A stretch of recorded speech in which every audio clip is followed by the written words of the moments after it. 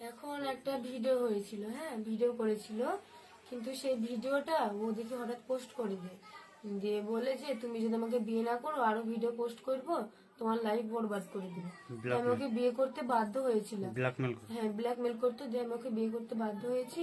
আর এখন ও ওইসব video viral করে এখনো আমার দিকে আর ফিরে তাকাচ্ছে না, এখন অন্য মেয়েদেরকে নিয়ে ফুর্তি করে বেড়াচ্ছে। এখন তাহলে আমার লাইফটা কি হবে? এখন তো আমার পুরো জীবনটাই বরবাদ করে দিল ও। তাহলে আমি এখন কি করব আমি, বলেন? কারণ আমার তো একটা লাইফ আছে, তাই না? আমি তো একটু বাঁচতে চাই, কারণ ওর জন্য যদি আমি মরে যাই তাহলে আমার আমার ফ্যামিলি তো আমার জন্য শেষ হয়ে যাবে, তাই না? আর ও এখন আমাকে বিয়ে করে অন্য মেয়ে নেয় না আসছে, এখন আমার দিকে আর ফিরে তাকাচ্ছে না, এখন তাহলে আমার কি হবে?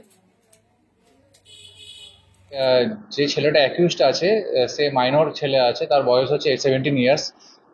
ওর বিরুদ্ধে একটা অ্যালিগেশন ছিল যে একটি মেয়ে একটা এলিগেশন দেয় যে তার সাথে শারীরিকভাবে সম্পর্ক করে, এবং সম্পর্ক করে তাকে মিসইউজ করা হয় এবং তার পরিবারকে ভয় দেখানো হচ্ছে। তো সেই মেয়েটির বাড়ির লোকের কমপ্লেন উপর বেস করে একটি স্পেসিফিক কেস রিজু করা হয়েছে রেজিনগর থানায়, এবং যেটা পক্সো অ্যাক্টে রিজু হয়েছে এবং চাইল্ড ম্যারেজ প্রোহিবিশন অ্যাক্টের মধ্যে দেওয়া আছে। তাতে আমরা দুজনকে অ্যারেস্ট করেছি। যে ইউটিউবারের কথা আপনারা বলছেন, সে ছেলেটির বয়স 17 বছর।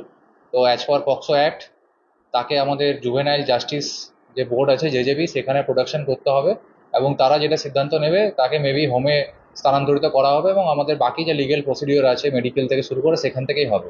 পিসির আমরা পিসি নিচ্ছি না, কারণ জুভেনাইলদের পিসি নেওয়া হয় না। অ্যাজ পার জেজেপি যেমন যেমন ইনস্ট্রাকশন দেবে আমরা সেই ইনস্ট্রাকশন মেনে চলবো।